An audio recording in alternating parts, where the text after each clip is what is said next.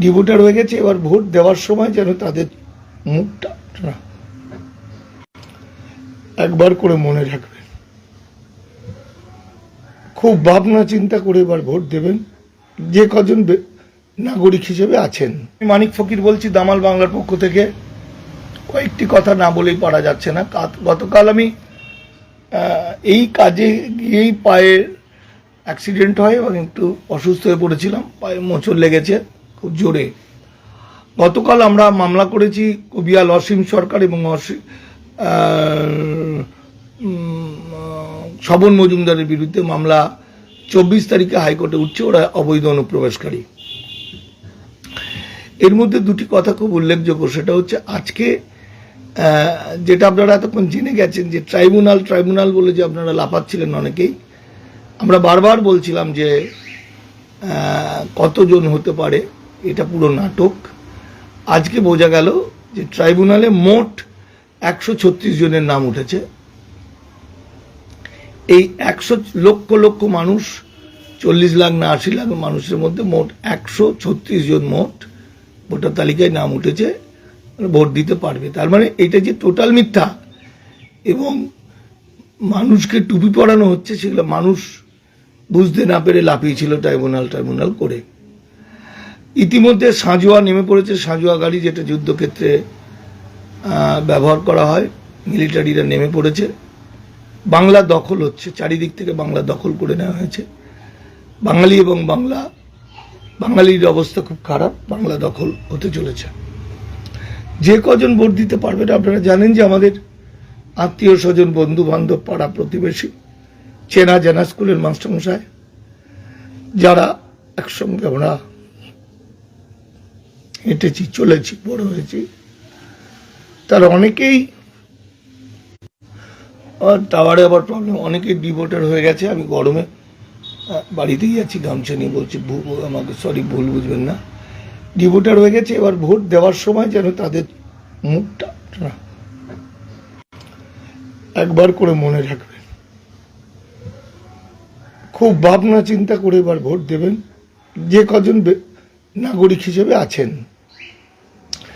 যাই হোক, গতকালকে একটা সিএ সার্টিফিকেট দেখা গেল। তাতে এই সার্টিফিকেটটাই দেখা যাচ্ছে যে সত্যি যেটা সার্টিফিকেট, যেটাই অন্যান্য সিএ সার্টিফিকেটের মধ্যে যেমন বাবা মা স্ত্রী স্বামীকে বাংলাদেশি ঘোষণা করে দিয়েছে, এটাই কিন্তু তা নয়। এটা শুধুমাত্র যে সার্টিফিকেট পেয়েছে তাকে দিয়েছে। এটা অন্য পদ্ধতিতে পেয়েছে, সে পাসপোর্ট ভিসা নিয়ে এসেছিল এবং পেয়েছে। যারা সিএ সার্টিফিকেট পেয়েছে তারা সবাই ধরা পড়ে যাবে, মানে তাদের পরিবার সব ধরা পড়ে যাবে। তাদের পুরো ফ্যামিলি ট্রিকে ধ্বংস করে দিয়েছে। কেউ একজন এই মুহূর্তে আবেদন করলে যে ওটা ইল্লিগাল মাইগ্রেন্টদের বাড়ি, সে বাড়ি সবাই গ্রেপ্তার হয়ে যেতে পারে এবং তাদের বংশের কেউ আর নাগরিক হিসেবে বাংলায় থাকতে পারবে না, কারণ এনআরসিতে এরা লিগেসি দেখাতে পারবে না। প্রমাণ করে দিয়েছে যে এরা অবৈধ বাংলাদেশি। ফলে সিএ সার্টিফিকেটের এই অবস্থা।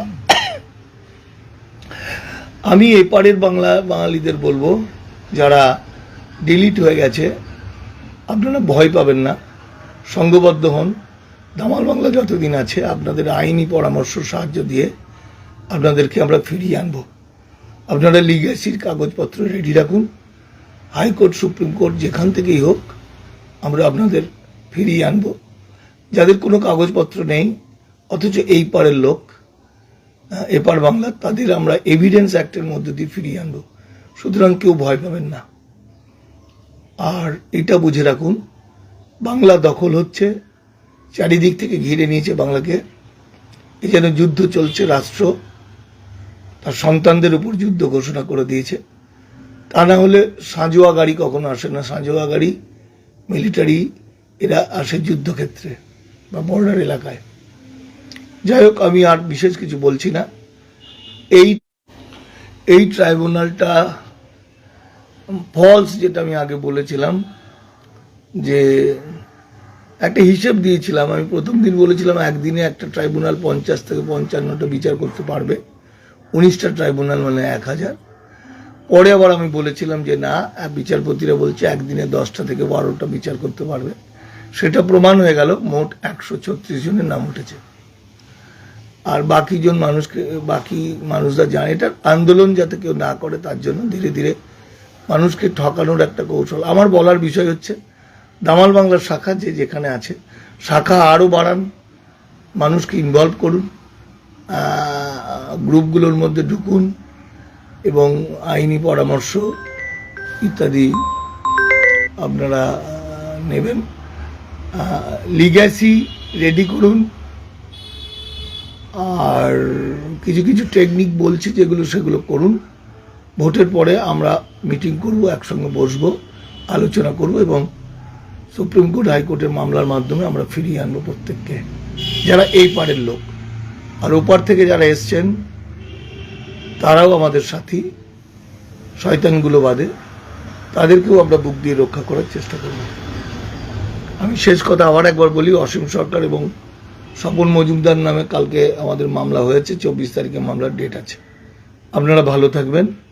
আমি মানিক ফকির বলছি, দামাল বাংলা আপনার সাথে আছে।